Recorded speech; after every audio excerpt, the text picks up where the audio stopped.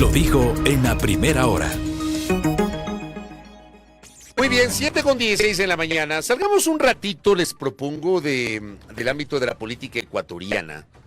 Y vamos hasta la República Argentina porque este domingo se efectuó el balotaje, la segunda vuelta electoral. Y claro, guardando las distancias, ¿no? Pasó algo parecido a lo que ocurrió en el Ecuador. El candidato que ganó la primera vuelta no alcanzó a ganar en segunda vuelta la presidencia. Sergio Massa le había sacado entre 5 y 6 puntos en la primera vuelta a Javier Milei. Sergio Massa, que representa al oficialismo, que representaba al kirchnerismo, él de pronto gana la primera vuelta, pero no le alcanza para ganar en primera vuelta y se forza el balotaje frente a Javier Milei. Y resulta que Milei le saca como 10 u 11 puntos de diferencia para convertirse en el presidente de la República Argentina. Algunos digamos, lectores de la política dicen que esto es una paliza en términos numéricos, pero vamos a ver si es así. Y hemos invitado a un especialista, al sociólogo político Fernando Muñoz Miño, que además le encanta investigar estas cosas y por eso le hemos invitado para hablar de la elección en Argentina y lo que significa la victoria de Javier Milei, que ha provocado controversias en uno y en otro sentido, no solamente en Argentina, sino a nivel del continente, yo diría del mundo. Doctor Muñoz Miño, ¿cómo le va? Bienvenido, qué gusto. Fabricio Belkis, buenos días, gracias por la invitación. A ver, primera lectura de la victoria de Milei. ¿Cómo entendemos que le saca 11 puntos de diferencia al oficialista Sergio Massa? Bueno, yo creo que algo que podemos ver y comparar con lo que pasó en Argentina y lo que pasó en Ecuador es que siempre es difícil ampliar, o sea, si se tiene una votación de base, digamos, del voto duro, siempre es difícil ver hasta cuándo se puede ampliar el techo. Es lo que pasó con la Revolución Ciudadana acá, ¿no? Una contundente votación, sin embargo, una dificultad de subir más allá del 50% para lograr hacerse con la presidencia. Yo creo que lo mismo pasa con Argentina, porque, claro, se ve una diferencia considerable de más de 10 puntos, pero si se ven los porcentajes de voto por los distritos electorales, lo que se ve es que el oficialismo, ¿no? Sergio Massa y la opción de la Unión por la Patria logra crecer, pero no logra crecer lo suficiente. Ese es un fenómeno que lo vemos repetirse muchas veces, ¿no? Y que probablemente lo podamos ver también, probablemente en México, por ejemplo, con las elecciones que se vienen, ¿no? Al final del gobierno de Morena, ¿no? Entonces, hay gente que dice que esto es la derrota definitiva del kirchnerismo, de la crisis del peronismo, del Partido Justicialista. Yo diría esto es relativo, porque si uno ve la votación que alcanza, es que finalmente puede ser que no logre el 50% más uno, pero finalmente tiene una votación que es superior al 30, al 40%, ¿no? Y además esto hay que sumarlo con los resultados que se lograron en el campo legislativo. Finalmente la primera fuerza política es Unión por la Patria. Entonces, hay que explicarlo, creo, no solo entendiendo de que hay un fenómeno del oficialismo que no logra subir, y eso es algo que se repite en otros países del continente. El oficialismo pasó en Ecuador. Tiene dificultad de reelegirse el oficialismo en general, ¿no? Pero también un fenómeno que es más amplio y es el hartazgo de la ciudadanía frente a la política tradicional y la fuerza que llegan a adquirir, por ejemplo, estos candidatos que son antisistema. Que tal vez si nos retrotraemos hace 20 años, menos de 20 años, 15 años, los antipolíticos, los candidatos antipolíticos eran de la tendencia del centro a la izquierda. A los antipolíticos, o contra la casta, como dice Milei, ¿no? Los políticos tradicionales, nuestra partidocracia, por decirlo de alguna manera, son los políticos del centro a la derecha. Y es lo que es Milei, finalmente, un candidato antisistema, ¿no? Que lo peligroso es tal vez la agenda que quiere imponer y que quiere transformar Argentina, ¿no? La dolarización, la destrucción del Banco Central, la reducción del Estado, etcétera, etcétera, ¿no? Entonces, creo que hay que entenderlo como un fenómeno global, el hartazgo de la ciudadanía, también la dificultad del progresismo en general de ampliar o crecer su electorado para superar el 50%. Tiene un buen electorado, eso no se lo puede negar, pero tiene dificultad de superar el 50% y hacerse con la presidencia. Partiendo de estas premisas, Fernando, yo quisiera aterrizar el análisis en dos aspectos. De un lado, analistas argentinos, por ejemplo, han señalado que finalmente el electorado se decidió por el riesgo más allá del continuismo. Adicional a eso, se señala que evidentemente la población argentina en gran medida no perdonan las condiciones en que Massa deja la economía de ese país. Y de otro lado también está esta forma de hacer campaña a través de redes sociales. Entonces quisiera que un poco podamos ampliar el análisis a partir de estos dos elementos. Claro, ahí hay una cosa importante de señalar, y es que mientras de parte del centro a la derecha se tienen este candidato, ¿no? Milei, que es un candidato mediático, que utiliza el espectáculo, que además tiene propuestas radicales, tal vez radicales del centro a la derecha, pero radicales finalmente. La opción oficialista, este campo complejo que es el peronismo, apuesta por un candidato bastante desabrido, ¿no? Que tiene el problema de ser, el problema y la potencia, digamos, de ser un cuadro técnico sobre todo, ¿no? De ser el ministro de Economía en la peor crisis económica de Argentina de los últimos 20 años, ¿no? Entonces, a quien se le puede chantar fácilmente la responsabilidad de la crisis, aunque no sea así tan simple ponerlo, ¿no? Aunque las cifras dan cuenta, tal parece, de que bajo la gestión de Massa la inflación llegó al 143% anual y la pobreza a un 40%. Claro, es que es esto, la cosa es como, es una crisis que se viene arrastrando desde el gobierno previo de Macri, ¿no? Además de que Argentina tiene el mayor índice de endeudamiento en este momento con el acuerdo que adquirió en el gobierno de Macri y todo. Entonces se tiene, digamos, esta herencia que es difícil de esquivar, ¿no? Entonces, el candidato, el outsider finalmente, que Milei, digamos, llegó primero al legislativo, estuvo estos 2 años en el legislativo y luego salta a la presidencia y logra golpear el tablero de cierta manera y romper como esta lógica bipartidista que siempre ha estado entre las facciones del justicialismo, ¿no? El peronismo amplio y la opción más de derechas, porque finalmente logra representar esa apuesta, como bien mencionas, Belkis, porque finalmente el otro una propuesta media moderada de sostener algo, ¿no? Y que realmente no logra convencer, y es que en este punto, si uno dice, este es el continuismo de lo que venimos y se sigue agravando la crisis, y alguien que dice, les vengo a sacar de la receta del fracaso y todo, a pesar de pegarse contra programas sociales, de pegarse contra derechos específicos de ser tan mujeres. extremista. Exacto, es unas propuestas, claro, ya ni siquiera son radicales, sino extremas, ¿no? Es una apuesta de decir, bueno, vamos a ver qué es esto. Es algo que Jacobo García suele decir, ¿no? La diferencia entre lo nuevo y lo viejo. Es eso, finalmente. Es un discurso que no se había escuchado en Argentina durante algún tiempo. A pesar de que tiene unas raíces profundas, por ejemplo, y eso es lo problemático, con los negacionistas de la dictadura, por ejemplo, ¿no? Con el discurso de la mano dura, ¿no? De ir en contra de estos comunistas, de estos izquierdistas que no entienden, etcétera, etcétera. Entonces, finalmente sí es una apuesta de la ciudadanía por alguna cosa diferente en medio de una situación de angustia. Y ahí yo digo, hay que entender que a veces no se lo hace, se le echa la culpa al electorado. Es el electorado no entiende, ha apostado por la ultraderecha y todo. Hay que entender cuál es la razón que está detrás de ese voto. Y es a veces una razón desesperada de decir, bueno, no ha funcionado esto, la política tradicional, la casta no ha funcionado, vamos a apostarle a alguien que está por fuera de la casta. Y uno se pone a pensar que en otros países tal vez se utilizó esa misma visión de dejar de lado a los políticos tradicionales para elegir a algunos presidentes. Digo, en su momento Venezuela con Hugo Chávez, en su momento Brasil con el propio Lula da Silva, en su momento Perú con Fujimori. Yo recuerdo la elección de Fujimori, creo que fue en el año 90, cuando Perú enfrentaba una situación de violencia extrema por los grupos terroristas, pero además una hiperinflación de 3.000, 4.000%, me parece. Y recuerdo que en segunda vuelta Fujimori derrota a Mario Vargas Llosa, que encarnaba esa política tradicional, guardando las distancias. En su momento en Colombia teníamos el clivaje liberales conservadores y de pronto emerge Álvaro Uribe. Claro. Y Álvaro Uribe rompe el bipartidismo en su momento. Hoy tienes a Gustavo Petro, digo. En América Latina has tenido esos ejemplos, ¿no? A lo largo del tiempo. Bolivia tal vez encarna eso mismo. Claro. Luego de una larga lucha social de Evo Morales finalmente llega al poder, pero Bolivia tuvo a Hugo Banzer como presidente, primero dictador y luego presidente elegido en las urnas.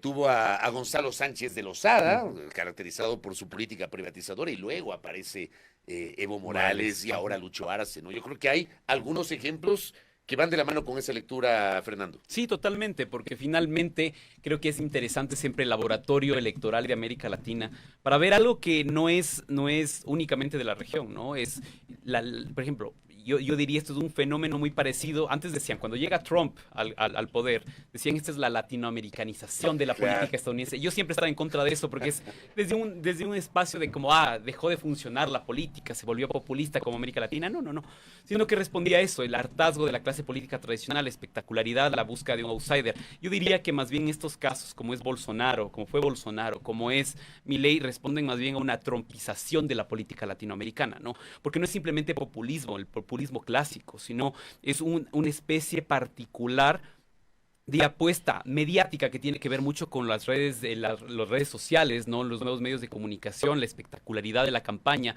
la ruptura de las formas tradicionales, de esta cosa de la incorrección política, ¿no? Que es lo que, por ejemplo, llama mucho la atención en Trump. Dice, él está diciendo las cosas que pensamos, pero son incorrectas decirlas, ¿no?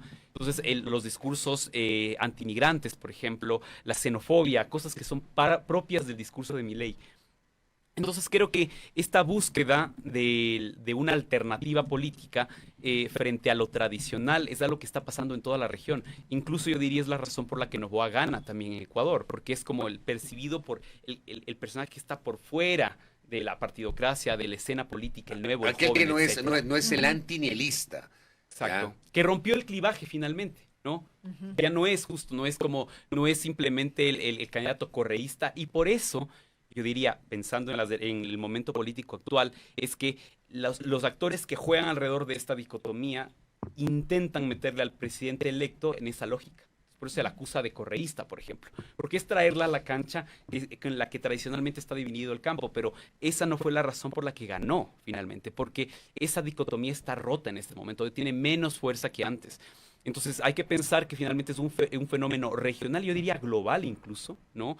Que al final termina yéndose más allá de las instituciones tradicionales y haciendo que la ciudadanía apueste por una alternativa. ¿Qué es lo que nos muestra esto? Que tal vez desde las opciones del centro a la izquierda no se ha logrado construir una alternativa que logre seducir de esa manera. Es decir, nosotros, la opción anti-establishment ya no es la opción de la izquierda como fue en el momento del progresismo latinoamericano de inicios de los 2000. No es un Hugo Chávez, no es un Rafael Correa, no es un Evo Morales, no es Lula da Silva. Finalmente estos personajes terminan convirtiéndose también en el establishment. Entonces la opción, la ciudadanía está buscando con angustia, digamos, una alternativa que está por fuera de esto. Y ese es Milei. O sea, ese es Milei en alguna medida. Viendo el discurso de Milei, y acá, por ejemplo, yo recibí un mensaje de mi colega y amigo Winnie Flores, que claro, él me envió un reporte sobre lo que ha ofrecido Milei, por ejemplo, la eliminación de 11 ministerios como consecuencia del inicio de su periodo, y te habla de la dolarización y de la extinción del Banco Central. ¿Cómo vemos eso? Yo creo que ahí sí diría un poco de las apuestas populistas, ¿no? Porque no es tan fácil hacerlo. Tal vez lo que es más fácil es, y lo más preocupante diría yo, es la reducción de lo que corresponde al Ejecutivo. O sea, él sí puede eliminar ministerios y lo va a hacer seguramente. Lo que no puede hacer es dolarizar tan fácilmente, porque es algo que tiene que pasar, y lo igual del Banco Central, tiene que pasar por el legislativo, y en el legislativo tiene minoría, ¿no? Es decir, por ejemplo, en la Cámara de Diputados tiene 38 diputados de 257, es decir, el 15%, no le basta. En el Senado tiene 8 senadores de 72, es del 11%, no es suficiente. Se ha dicho que hay la posibilidad de que se haga una alianza con el Partido Republicano, el de Macri, lo que le permitiría tener una bancada mayor, ¿no? Entonces, por ejemplo, si se concreta esta alianza con Bullrich, tendría 79 diputados y 16 senadores. Es insuficiente para poder pasar proyectos de ley. Correcto. ¿No? Y todo eso es lo que nos lleva a preguntarnos cómo entonces va a gobernar realmente Milei, porque precisamente una de las tesis es que no todo lo que dijo en campaña a propósito de estos extremismos que ya habíamos referido son realmente factibles ya en la realidad de ejecutar. Ahí viene la cosa que es problemática, porque yo les pongo un ejemplo.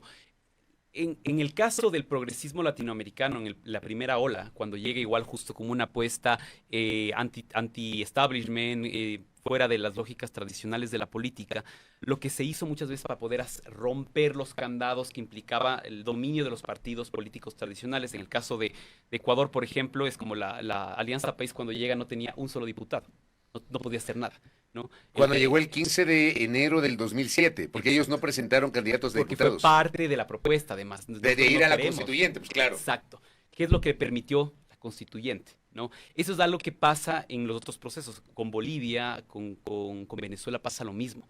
Buscas una manera de desbloquear lo que tienes con los controles de los partidos tradicionales. Entonces puede ser que no tengas aquí. Hay que ver si es que Milei al final intenta en este momento que tiene apoyo, y es un apoyo significativo, mover formas de bypassear los medios tradicionales de la política a través de ¿qué? Una consulta popular, ¿no? Puede ser, ¿no? O a través simplemente de movilizar a la ciudadanía, ¿no? En el mismo discurso de decir, es que miren, no me dejan gobernar, la casta no permite. Y si él representa la anticasta, esta aspiración de ese porcentaje de argentinos que le votaron, de ir fuera de estos partidos políticos, va a intentar movilizar ese discurso, ¿no? No va a ser su propia incapacidad de hacer política para negociar y hacer lo que se tendría que hacer para conformar el legislativo, proceder, ¿no? Va a ser romper probablemente las estructuras de la política tradicional. Fernando, ¿cómo queda el mapa político regional? O sea, si hablamos, por ejemplo, de Sudamérica, tenemos a Boric en Chile, tenemos ahora mismo a Milei, que en diciembre será presidente de la República Argentina, tenemos a Luis Lacalle Pou, que rompió la hegemonía del Frente Amplio en su momento, que lo tuvo Mujica, a Tabaré, luego Mujica, luego otra vez a Tabaré, y ahora tienes a Luis Lacalle Pou. Tienes a Brasil con el retorno de Lula, luego de la administración de Bolsonaro. Tienes a Perú, que pero es una cosa un poco complicada. Tienes una presidenta interina, que es Dina Boluarte, que está muy mal calificada, está al mismo nivel de Lasso respecto de las mediciones a nivel internacional. Tienes a Lucho Arce en Bolivia. Que rompió con el MAS, ¿no? Que fue expulsado del MAS, precisamente porque Claro, por el problema que tienen con Evo Morales. Ahí hay lo cual también te devela otra discusión, porque Lucho Arce fue el artífice de la política económica de Evo Morales en su momento. De hecho, muchos le atribuyen el éxito económico de Bolivia más que a Evo, a Lucho Arce. Y claro, ahí esta ruptura política. Tienes una Venezuela que se mantiene Maduro, no sé qué va a pasar el próximo año con las nuevas elecciones. Tienes a Colombia con Petro. ¿Cómo ves el mapa latinoamericano? ¿Qué implica dentro de ese mapa la elección de Milei? Lo que se viene con Daniel Noboa en el Ecuador también, que hay que mencionarlo. Y a eso agrego justamente cómo se proyecta esta relación de Argentina bajo el gobierno de Milei con los países de la región. Caray, eso es complejo porque, por un lado, yo diría que esta elección no nos muestra, o sea, ahorita es difícil pensar, por ejemplo, cuando Lula gana, ¿no? Se decía, bueno, ha ganado, está regresando, una nueva ola, gana Petro, es como que la izquierda se está recuperando, pero ya se decía desde este momento, pero vamos a perder a Argentina. O sea, ya era lo que se veía venir, y es lo que pasa. Yo creo que esto es lo que nos muestra, tal vez con una excepción en Centroamérica de Bukele, que logra reelegirse, es que va a ser muy difícil en general que haya continuismo en los gobiernos de América Latina. O sea, es como que lo que estamos viendo es un movimiento casi pendular. Es como si hay un gobierno progresista, el que le sigue va a ser un gobierno conservador. Si hay un gobierno conservador, por los resultados de la gestión va a venir un gobierno progresista. Es lo que creo que estamos viendo, creo que es lo que va a pasar probablemente con Chile también, cuando salga Boric.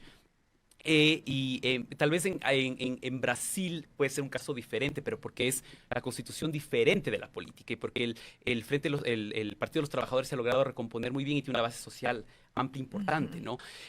Entonces yo diría, eso no nos muestra como que necesariamente el triunfo de la derecha, porque incluso yo diría, a pesar de que los intereses, pensando con Ecuador, ¿no? Los intereses económicos a los que representa el presidente Noboa, apuntan más hacia un centro a la derecha y a unas posiciones tal vez más conservadoras, finalmente él llega con otro discurso, rompiendo esa dicotomía, presentándose como que el que está por fuera de la política. Además habla de ser medio de centro-izquierda. Vamos a ver en la gestión cómo realmente actúa. Entonces yo diría, no nos muestra una tendencia de que la América Latina se está derechizando, ¿no?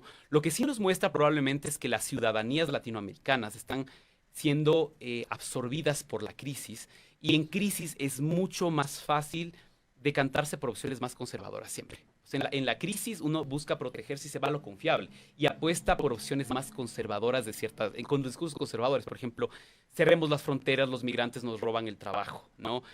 Abandonemos los bloques regionales porque estamos sosteniendo este regionalismo y lo importante es primero nuestro país, ¿no? Esas posiciones suelen pasar. Entonces yo diría tal vez hay un repliegue más conservador de la ciudadanía. Eso no significa que sea derechizado necesariamente. Y en temas de las relaciones regionales, yo diría que si pensamos en Milei, dentro de estos tipos de políticos que son más conservadores, más proteccionistas en alguna medida, de que piensan en el país sobre bloques regionales, vamos a ver sobre todo relaciones bilaterales y no multilaterales. O sea, Argentina es clave para América Latina, al igual que Brasil, para construir políticas regionales, ¿no? Y el problema es que si tienes un presidente más conservador que va a decantar más bien por acuerdos bilaterales y no multilaterales, significa que la posibilidad de lo que hablaba Colombia o hablaba Brasil de volver a crear un bloque regional va a ser detenido de cierta manera porque Argentina no se va a meter en eso. O sea, va a ser una política hacia adentro. O sea, el retorno, un virtual retorno de UNASUR es poco probable con Argentina. Poco probable, no, porque finalmente quienes sostenían, o sea, es como que UNASUR en su momento eran los progresismos, Venezuela, Argentina, Brasil, Ecuador, Bolivia. Tenías un bloque importante. Los otros países, pues, no pasaba mucho. Bolivia, digamos, pero en este momento finalmente sí tienes Argentina, tienes Brasil, tienes Colombia, pero Colombia muy debilitada también, a pesar de que en relaciones internacionales está posicionando muy fuerte también y apostando por relaciones multilaterales.